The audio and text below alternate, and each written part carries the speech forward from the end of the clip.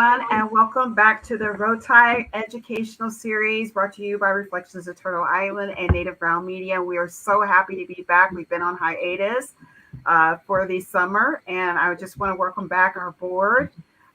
Board, can you say a quick hi to everyone? Starting with Ron and Mary. Hey, hi. Nice to be back. And Tracy and Shane. Hi, I'm Tracy. It's good to be back. Thanks for joining us. Hey, welcome everybody. This is Shane. So as you notice, a couple of our board members are not here. We wish them very well. We have, one of our board members is healing, and the other one, he's busy right now, so he won't be able to join us. But we're here in force for the four of us, so we're really happy to be here and back, educating our audience members and educating those who fall upon us when they come onto YouTube. We really would recommend that you like, subscribe, and follow us on Facebook at Reflections of Turtle Island ROTI or Pow-Wow at Manatawny Creek, and also on YouTube at ROTI or Reflections of Turtle Island. So before we start, it is our habit of actually doing a land acknowledgement before we start. So I'm going to go ahead and do our land acknowledgement. Let us pause for a moment to acknowledge the traditional stewards of the lands that we now reside upon, especially the Lenape, their ancestors, descendants, and all indigenous people who live now and have ever lived in our regions of Turtle Island and beyond. But more than acknowledgement, let's honor and support our existing indigenous communities by helping them continue their land-based practices, traditions, and way of life by dispelling false narratives about their history and people while promoting their authentic truths, helping them heal from past wrongs and offenses, and assisting them in protecting and restoring back to health in the land, the nature, and water, which brings life. Amen. Aho. So once again, thank you so much for joining us. We have a really great show this evening. And if you looked at what our title is this evening, we are talking about a day of remembrance, a day of mourning in some ways. It's Orange Shirt Day or Every Child Matters Day. A lot of people don't really know about this particular Remembrance Day. And Tracy, can you just kind of explain your experience with it while we were discussing it with some of our membership? Sure. This time last year, Reflections of Turtle Island was doing a fundraiser, trying to get awareness out about the history of the Indian boarding schools. And we got a lot of pushback from people because they didn't understand what it was. They complained about the color of the shirt. And so that was just reinforcement for me, at least, that next year I really wanted to make sure that we had a really good program that really made those things clear so that people understood the history and the generational trauma that people today are still working through in their lives. And so we're going to show a little video. Before we'll go there, I'll just kind of give a brief. I'm only going to quote Chief Roseanne Casimir because she said it best when she said that the orange shirt represents the emotional, mental, and physical trauma that Indigenous communities endured during the residential school era and continue to endure even today. So with that, Les, why don't we take a look at that video?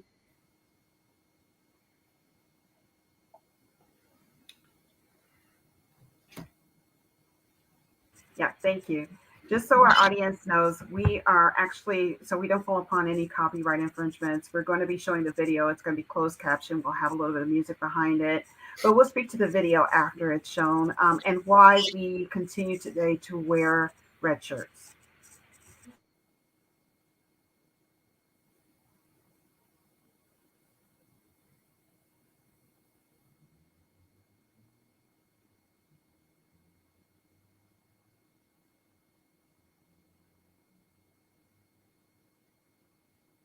Orange tea.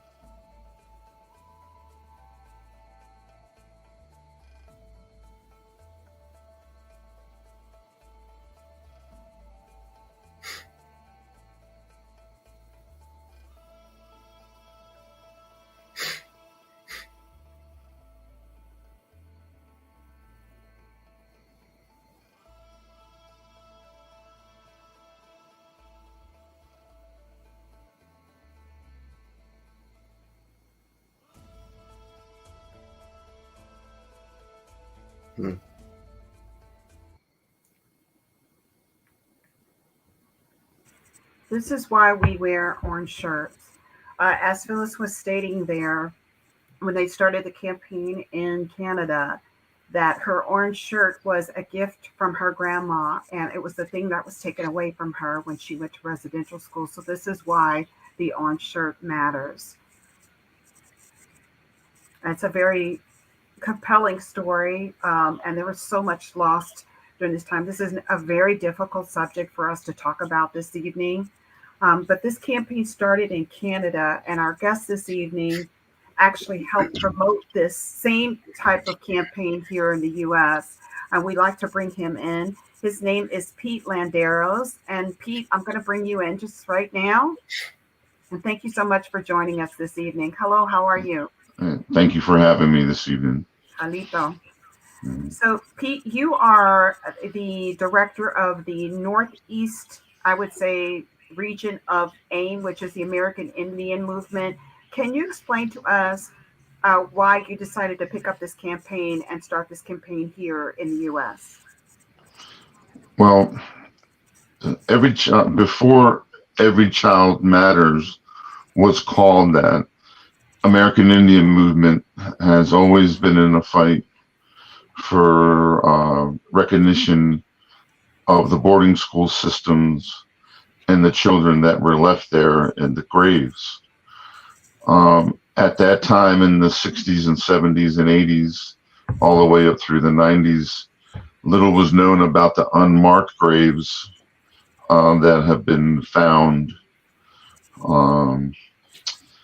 And when I took up the banner of American Indian Movement as its director about 5 years ago, this is one of the subjects that I was most strongly had feelings about, because our children need to have a voice. And if I can be that voice to enable them to be heard, and so that they can also go back to the tribes that they're from, so they can lay at rest. Thank you. Thank you. So just to let people know, and you probably have heard in the news, the loss of lives of the children who were taken abruptly from their homes, from their families, and actually put in these residential schools. And let me show some slides to our audience members, so this could kind of give you an idea on the concept of the depth and the gravity of the situation here. So we spoke about this campaign, and the campaign was actually called Kill the Indian, Save the Man. So in the beginning in 1879, Captain Richard Henry Pratt of the 10th Cavalry and Buffalo Soldiers established this widespread government boarding school system for the next 70 years after that, where indigenous children were stolen from their families and literally taken from their families. And hundreds and thousands of them were taken miles away from their homes so they couldn't run away to these government boarding schools. But these government boarding schools were also ran by, I would say, Catholic schools, you know, the Jesuits, communities where there were Catholic schools. And their hair was cut. They were forced to wear Western clothing. They were not allowed to speak their indigenous language. They had to be forced to speak English. They had to learn English, and they were punished for speaking their languages or practicing their religious ways, their land-based practices, whatever that would remind them of their indigenous heritage and their families. The result of this, the magnitude of this, was that there were generations of children who when they were finally able to go home, didn't know their culture, didn't know their ways, didn't know their language. In addition to, because these residential schools were sanctioned by the government and run by the Catholic Church, and because these children were looked at as less than anything, there were thousands of deaths that occurred from the treatment of these children. This also happened in Australia, by the way. A lot of people don't know about it, but there were Aboriginal children in Australia that were put in what we would call workhouses, and the same occurred to them. They call them the stolen generation in Aboriginal communities in Australia, where these children have no connectivity to their Indigenous ways or their Aboriginal family members. The amount of abuse that was the children endured, they were beaten. Once again, if they spoke their language, they were forced to cut their hair. Uh, some got their heads smashed into the wall for doing that, and some of them didn't get to eat for days, which caused to have, the starvation, some of the deaths. But this even is like, it even gets worse than this. And it's very hard for me when I was doing research on this to actually speak to this, of the amount of things that occurred as a result of it. So the next slide I'm going to prepare you is a little graphic, but it explains what happened to some of these children while they were in the care of priests and nuns. Let me just go there. So I've plotted out the word, but you know what that word is. So they were forced to stand naked in front of their classmates. Most were abused by men, and nuns used them as pleasures. And some priests and nuns and teachers abused them even so, to the point that their crimes were hidden. If the possibility of them being exposed, the children were murdered and never heard of them again. And the church covered this up. The government covered this up.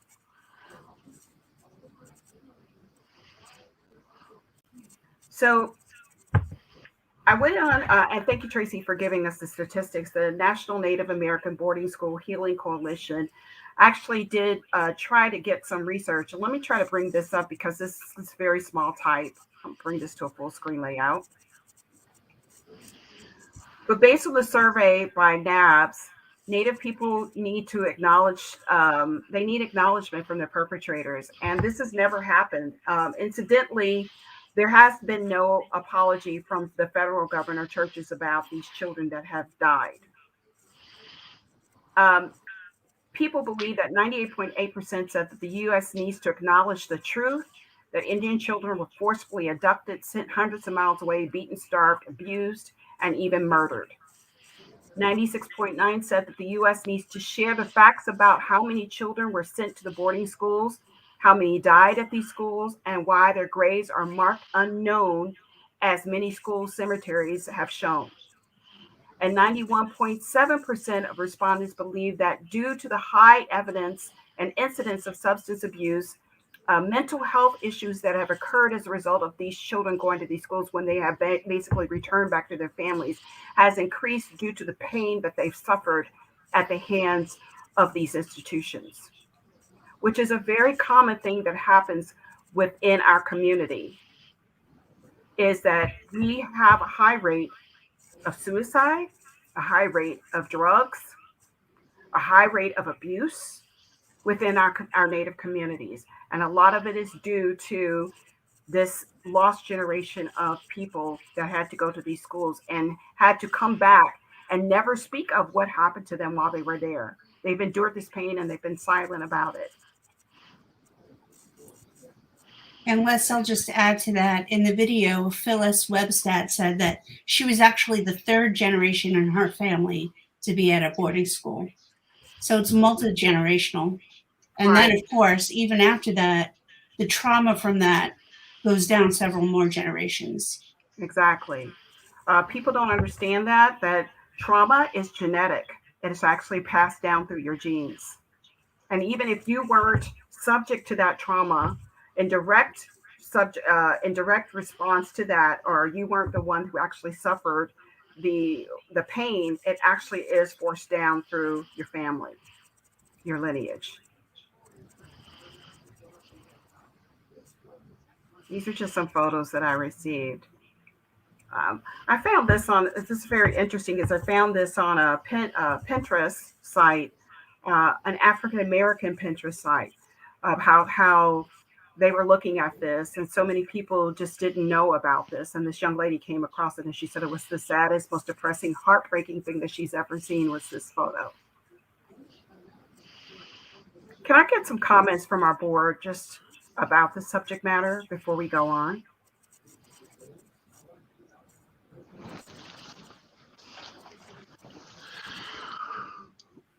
One of the things that people ask me when it comes to this subject is, how can the federal government justify treating our children this way? And I tell them it all goes back before the colonial people ever arrived here with the doctrine of discovery. Yeah. And a lot of people don't know what that is. That is a document written by the Pope in 14 something or another that states that if you don't look European and that you're not of Christian or Catholic faith, you are less than human.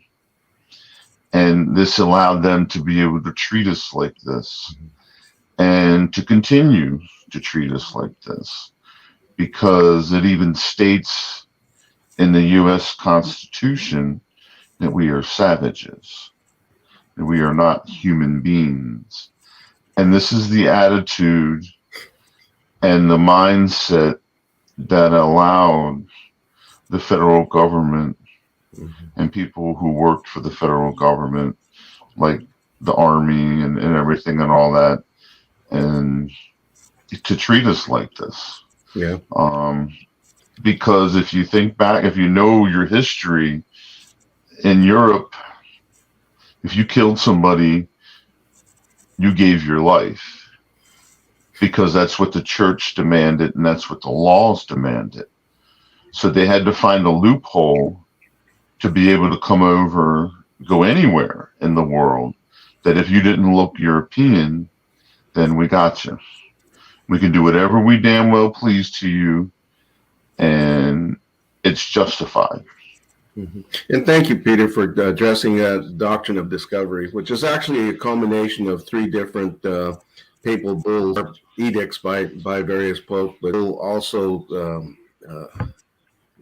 endorsed was the concept that if you were not Christian and you were not reigned by a Christian monarch, then you were not human and you were a savage. And so when I speak to, but that dehumanization really has created an allowance to look down on an entire mass of non-Christians, and has given support to treating non-Christians as less than human. But so when we look at children of these folks, of our ancestors, and as these governments have looked at these children, they haven't looked at them as human beings. And the fact that churches were even involved really fascinates me, because even the churches did not consider them to be spiritual in any way. This is actually, speaking of this, I saw, as I showed up previously, about this happened to Aboriginal children in Australia as well. This is a people of color problem. Now, mind you, this is when they started establishing races here. Prior to that, this also, the Italians and the Irish were subjugated to this type of criminality as well. But when they started putting us in a classification of race, we still were looked at as this. Even if we came here at our own free will as people of color, we were still looked at as this way. We were dehumanized, and I believe that every community of color that was here when America was established, or brought here when America was established, can attest to the dehumanization of their people as a result of them just being of color, or not Christian, or not speaking English. This is a horrible thing. And not one apology from our US government, not one apology from our churches. And it's sad. It's sad because here we are, in my opinion, repeating history because it hasn't been addressed. Well, The wounds have not been healed. Yeah, I think it's interesting to note that, for what it's worth, most Christian denominations and sects have reputed the doctrine of discovery. And surprisingly, even the Catholic Church did earlier this year. For what that's worth, last year, when the Pope visited Canada to visit the grave, the death, he was asked on the flight home from Canada what he felt about the doctrine of discovery, and he said, and this reporter was really good. She asked him a number of times, and he said, "I don't know what the doctrine of discovery is, but it's the foundation of the dehumanization of entire generations of non-Christian people." Well, the sad thing is too, Ron, is that they're aware of it, that they may apologize about it, but it's not publicly known that they apologize on it. Maybe in some news feeds, it's not a ceremony of forgiveness. I think that this is what people. Well, the United Nations has, and in fact, does have a strict language regarding the subject of the doctrine, and and they did make a big deal out of it. We haven't. Yeah, that's the thing. The United Nations has, but it took the United Nations to make an issue for a people within America and for the church, but nothing has been done by the American government or like a apology, a forgiveness, or restitution, anything. None of that. Right now, our government should be paying for all of those children to be going back home, their bodies to be going back home, that we should be discovering who these kids are that were lost. These are things that we would require our government to do if they had any remorse for what they've done, but they've done nothing. It's as if, any media that's being put out about that is being put out by our own people or being put out by the United Nations, but it's not an overall, I would say it's not an acceptable apology. And the other thing is that this subject just started gathering momentum. I think it was, 2015, when the Rosebud Sioux kids visited Carlisle. It became national news that they wanted to take the bones back and put them back in the ground on the reservation so that they can rest. And since then, this has gathered momentum.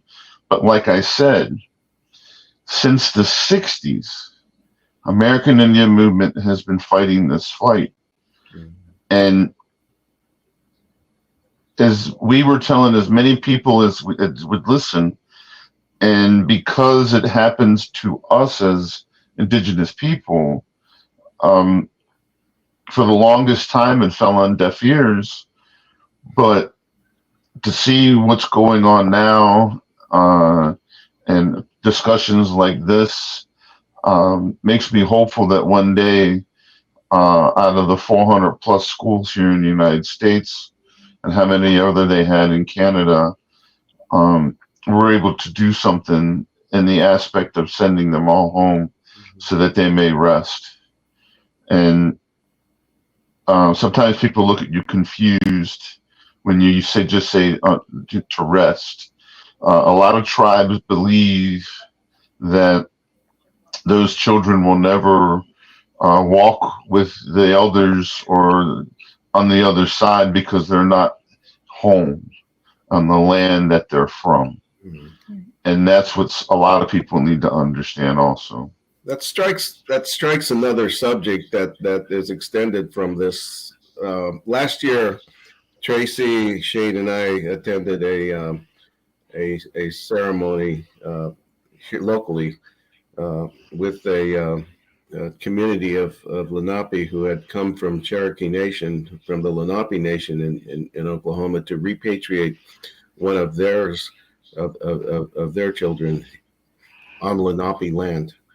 And the subject that's beginning to be told now is having removed the communities from their homelands and put them on reservations. When we bury our children, when we bury our elders, we're not burying them on our lands.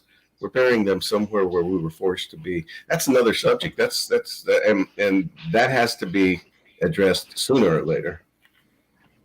I agree 100%.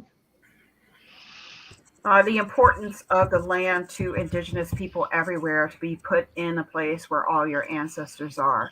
You know, if that child or individual was murdered, they want to put their spirit at rest because they may not, you know, if you look at it from the perspective of a spiritual perspective, that child or subject, that person may not be at rest. And this is why we go to Carlisle and we do ceremonies at Carlisle, because we want to make sure that they're not lost in spirit. It's just so much deeper than just a bunch of bones in a land.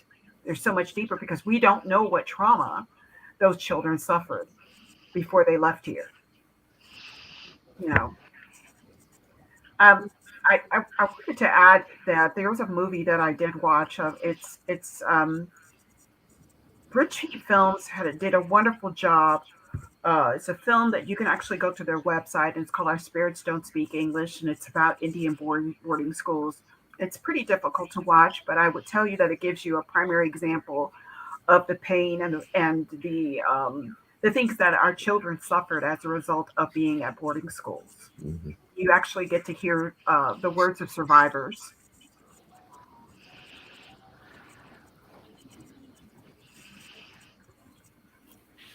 Now, we were talking about actually repatriating these children and putting them back in places where their families are, where their family members lie. Let's talk a little bit about that.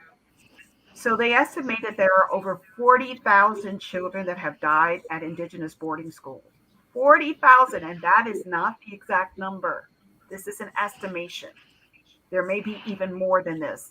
And according to the federal report, the Interior Department expects that they continue to do investigations which will reveal more numbers of Indian children who were buried in unmarked graves. And some of them not even in unmarked graves. Some of them just happen to be at a boarding school, and they may be digging on that property of the boarding school and come across bones. Mm-hmm. They were secretly buried without any type of ceremony.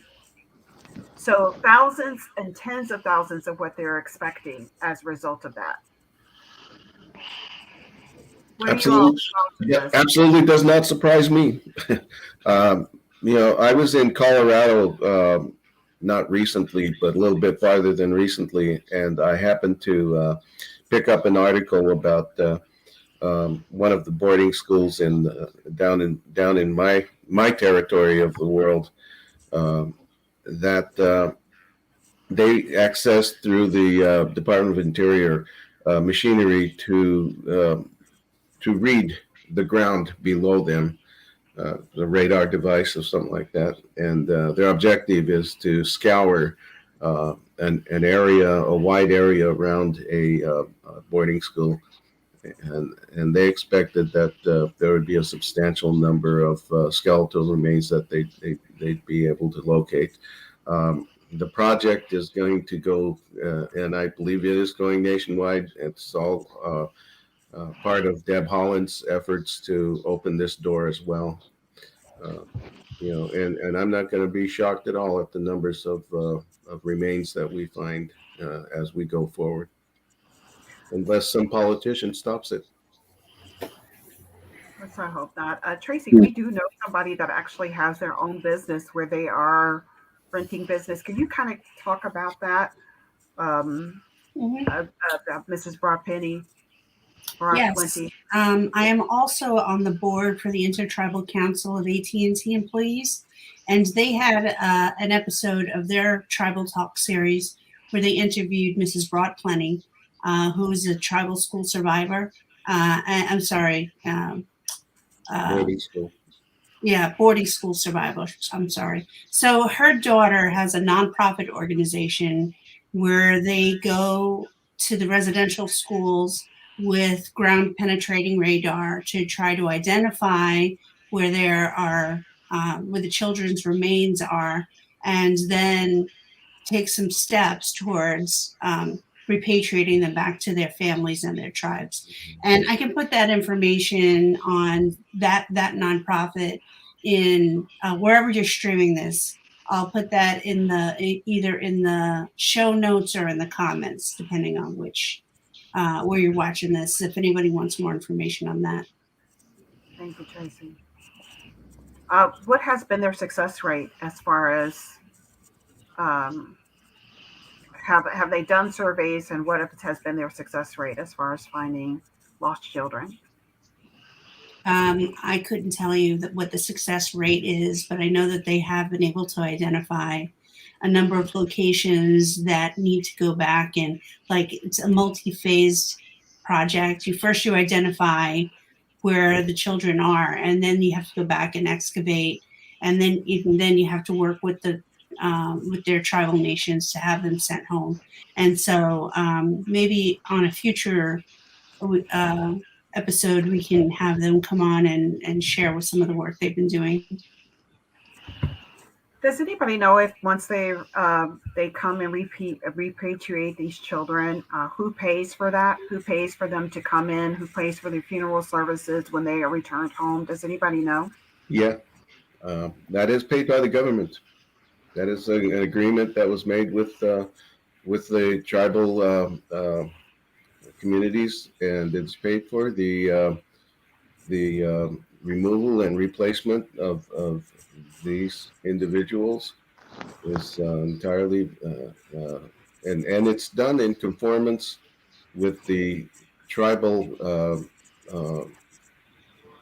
governments as well. So so that the repatriation ceremonies are all backed up with financial assistance by the government. Yeah, that's it.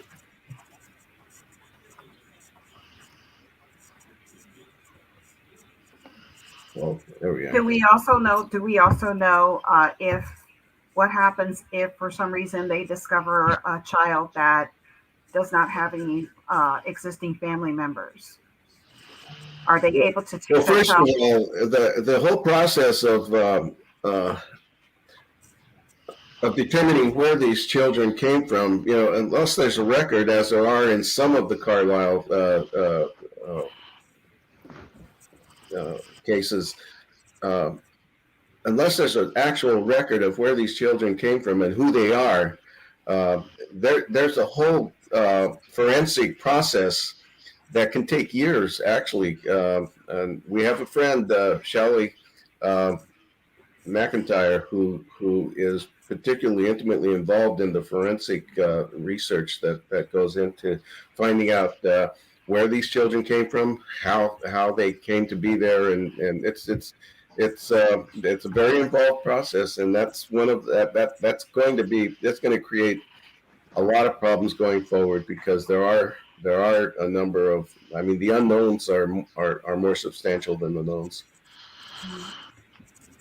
This is a good question. Does anyone know if there has been any successes from the work that Deb Haaland is doing?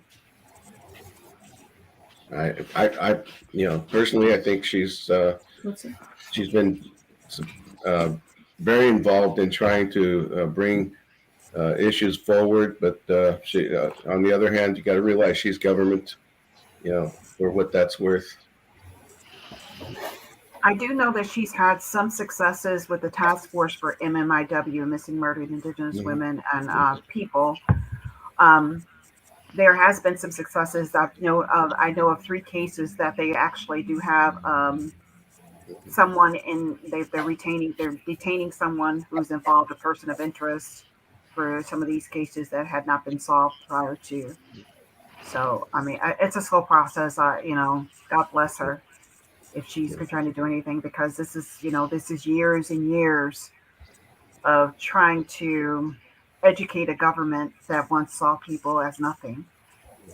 You know, um, we need to have more indigenous people in politics. Most definitely. I have a question about the boarding schools. I would assume that in a boarding school you could have different tribes and nations within one boarding school, correct? Yes. So I would see where that would make it really hard, like you were talking, to know where the remains should go to rest. Well, as in the case of Carlisle, there were records there. Most of the Indian boarding schools were located on reservations or within proximity of the reservations. So you kind of know where the children on the other facilities probably came from. In the event of I mean, Carlisle was an experiment that should have never happened, but it happened. You had a retiring military officer who was trying to make a name for himself and came up with this great idea that he could get funded to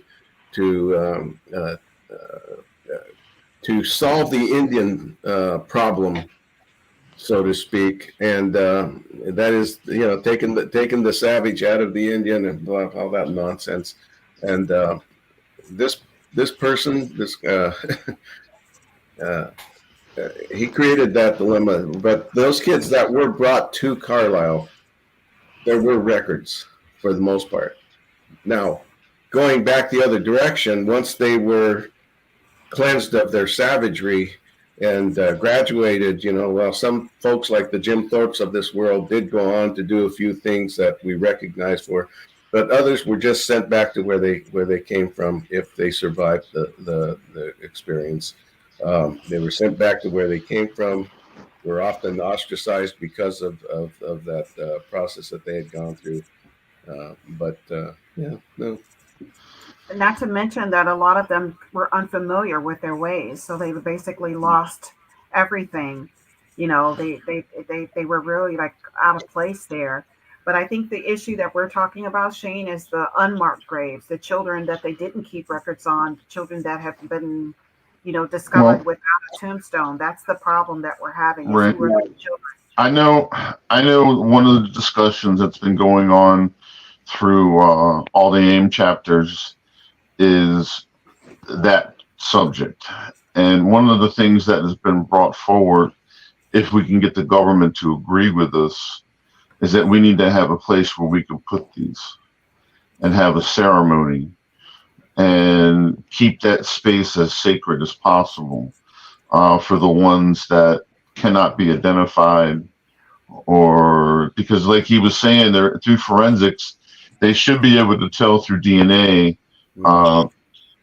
pretty much not exactly what tribe they were from, but maybe what area of the country they're from.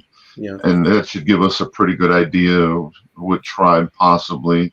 And a lot of these schools, even though they had different tribes going there, if they had Apache, Dene, and Yaquis all go into this one school, that's pretty much what they kept going to this place until they closed. That's not always true with all of them, which even makes it more complicated. But for the ones that can't be claimed, there still should be some sort of ceremony for them so that they're put back in the ground properly and possibly go on to rest. Mm-hmm. Yeah. I think that that's the biggest concern here is those that were interned that had graves, there were records and stuff, the possibility of them being repatriated and sent home is greater than those who were murdered and their bodies were hidden. And those are the things that I think is the biggest issue, because despite the fact that in Canada, there were graves there, grave sites, when they did other extensive research or when they were building up more property on where a boarding school was, where it was torn down, they came across other bones. Mm-hmm. Yeah, well, I mean, you look at Carlisle. I mean, the cemetery at Carlisle is not where those children were originally buried. So, Buried. so Yes. We don't know. That football field, we've been pestering the Army to do a forensics of that field to make sure that there aren't any remains left in that field when they remove that cemetery to replace them over to the other cemetery. We got a real cold shoulder from that one, and Yeah, so they're not going to actually, they're not going to tear up a field that's already been played or a business that's it's a there. football field. Yeah, but they're not going to do it because as long as it makes money for them, they're not going to go through because that's going to stop production of anything there once I they think it's start. more of a question of how embarrassed do I want to be? Yeah. Yeah, that's more likely it. How much more embarrassed does the country or not the country, but the federal government want to look Right. by doing this? I mean, there's a lot of speculation, but we know that I mean, the mix up on once they reburied the children, putting one child in one grave marked for somebody else. Of course, we've got to deal with that already, and we don't know how many more of those will happen. Opening up a grave and there being nothing there. It's just it's a long process. I believe that we're gonna for those sites that we know exist. I believe we're going to eventually be able to locate their homes and get them back. So That's thanks. I'm sorry, Ron. I didn't mean to cut you off. no. Go ahead. So, given just the gravity of everything that we're speaking about this evening, one of the we you could support this campaign and wear orange shirt, not just any orange shirt, but one that says "Every Child Matters," so you can educate people because we want this campaign to gain some kind of recognition so that people are aware. Because we don't want our children to be forgotten. We don't want their stories to be forgotten. We don't want our government to just to let this go by the wayside. We need this to gain momentum. And we at ROTI, we do have our own orange shirt campaign. That is in our link in this show. We also directed you to Phyllis's campaign, and we ask that you support that one as well. So that you can explain this to people and use this particular show to kind of give a one-on-one level of what is actually happening there. But please make people aware that this is going on, that this is continuing. It had its moment in media, but we need to keep saying their names. We need to keep putting this in front of people, or people will forget. And Pete, tell us how we could support. You have to be really careful when it comes to that. There's a lot of people out there and a lot of companies that are making money off of this, and none of the money is going back towards the cause. So you really have to pay attention and do some reading up on who exactly is getting the money. You have big T-shirt companies now making Every Child Matters T-shirts and stickers and all this stuff. So my suggestion is to do your research and make sure that the money is going to where it's supposed to. Myself, any money that I raise goes right back to Every Child Matters USA. And we even send money back to Canada when we did up in New York one time. So it's just like anything else. You're going to have people trying to take advantage of the situation and for them to profit themselves, which I can't understand why people think that way when it comes to murdered children.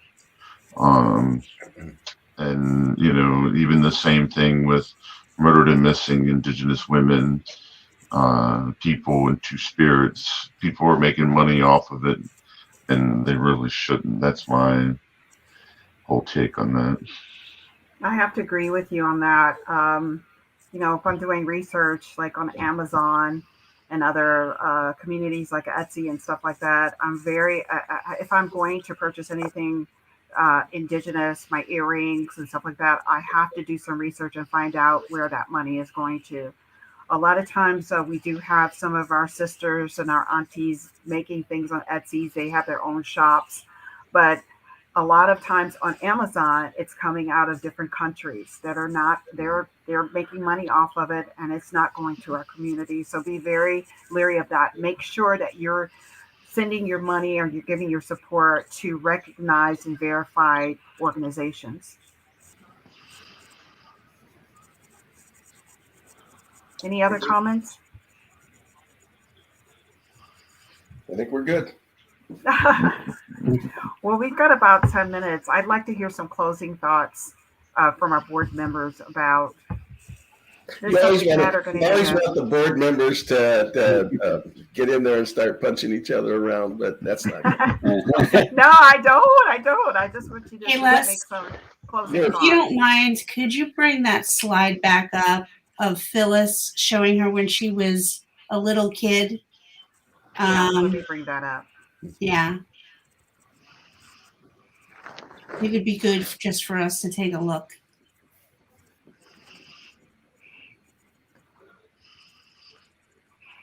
I mean, look at that little face on the right, you know?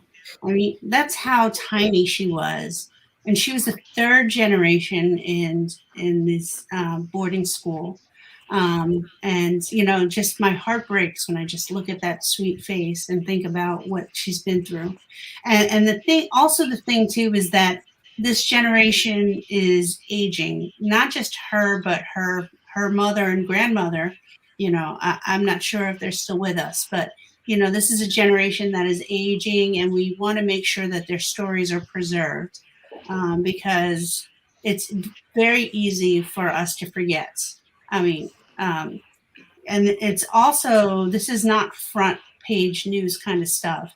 You know, people that I work with, I'll mention it, and they'll be like, "Oh, I think I heard about that in Canada a long time ago." It's like, no, it's not just in Canada.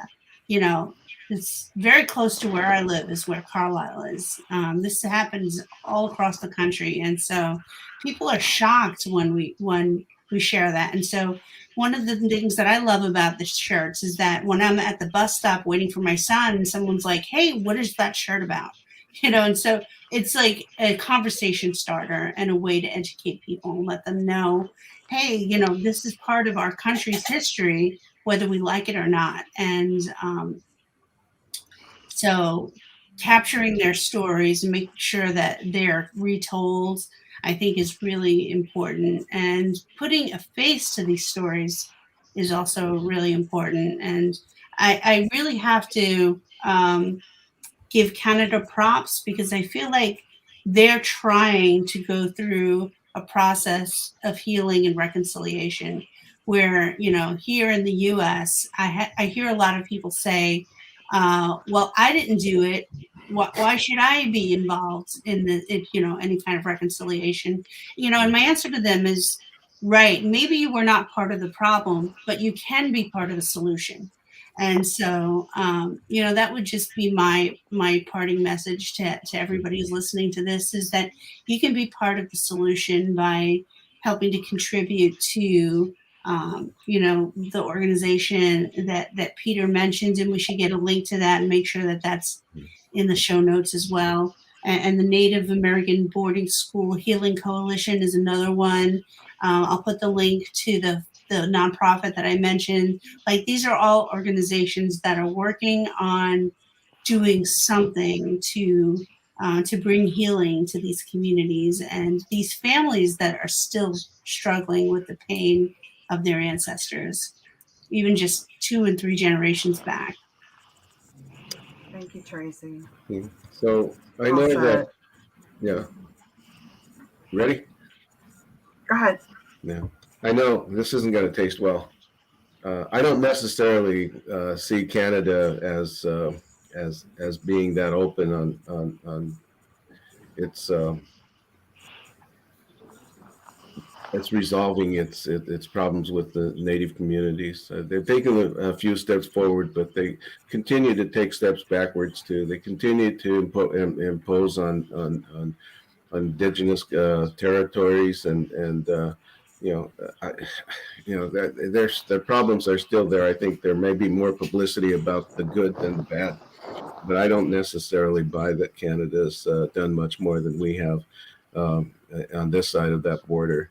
But so I'm sorry. I don't. No, you're I, actually, I agree with you. I do agree with you. yes. But I'm very suspicious of every government because, So as someone who is of mixed heritage, both Black and Indigenous, all I've seen is just suffering and repeated suffering. yeah. I think the freedom of the press may be a bit more open up in Canada than we are here, so we don't read as much about things that we probably should be reading about. Um, I think this is a good subject. It's the beginning of a subject of a topic that is going to go on for a long time, and whether the topic dies or continues to grow is going to be on us. And we need to address this subject. We need to address all Indigenous issues going forward more and more with programs like this. I'm glad, Peter, that you were here. I don't know that we gave you enough opportunity to speak, but I'm a shy person. I don't like to talk very much. If I could say one other thing, I'm not as nice as you are when it comes to people saying, "Oh, I didn't know," or "I wasn't part of the problem." If you refuse to learn about this and you refuse to share this and educate yourself about things like this that happened in your country, then yes, you are part of the problem.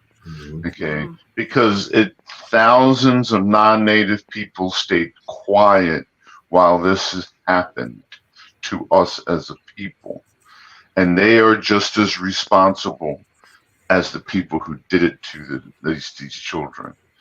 Okay, you could tell me a farmer living next to Carlisle didn't know what was going on there and said nothing.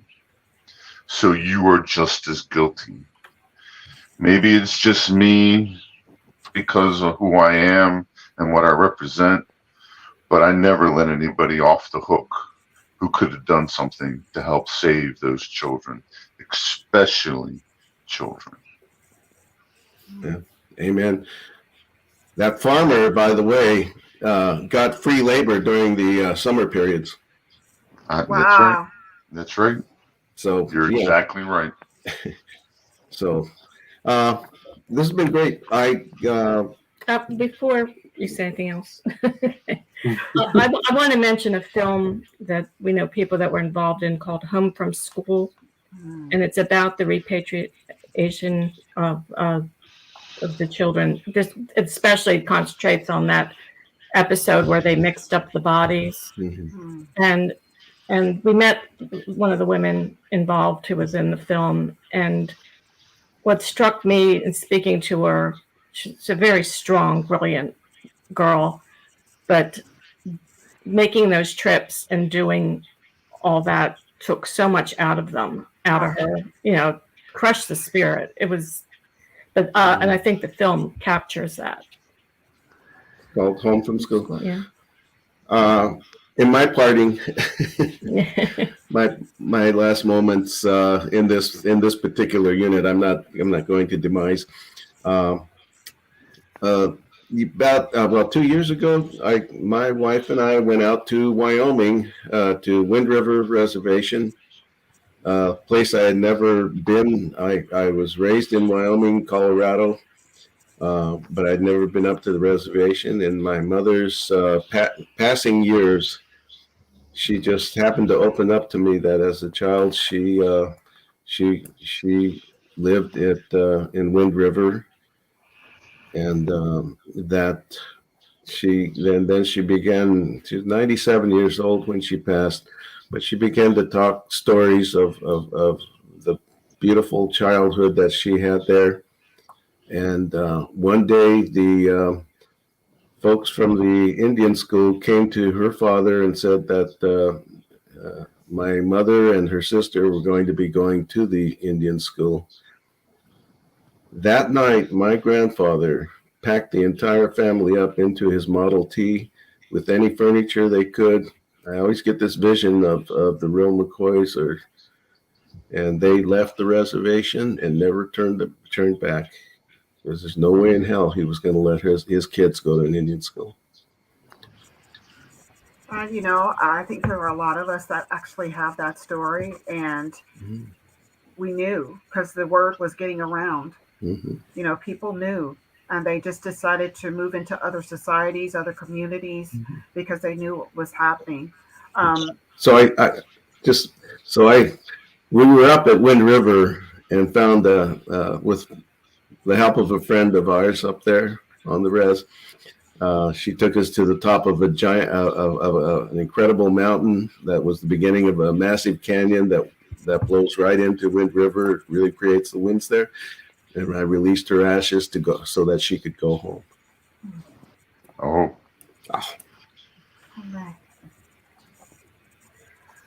All right. You also has a beautiful story, Ron, and something very wonderful to end on. We are a minute over. We will be back in the month of October at the last Tuesday of the month. And so please join us. And we really appreciate your support. ROTI, if you'd like to visit us, you can go to rotius.org and learn about what we do for our community and for people who are reconnecting, reflecting, want to know allies. We do wonderful things at this community. And we also want to thank Pete, who also actually participates in a lot of our events. Pete, thank you so much for doing what you do for A.I.M. And thank you for supporting and doing what you do for the Northeast community. I want to thank all the other board members. I love you all dearly. I love these discussions, and looking forward to seeing you all next month. Right? Thank you for having me. Thank you. Good to meet you, so Peter. much. All right, everyone. you, Have Les. a great. You're welcome. Have a great rest of the month, and stay safe and educate yourself, please. Yes.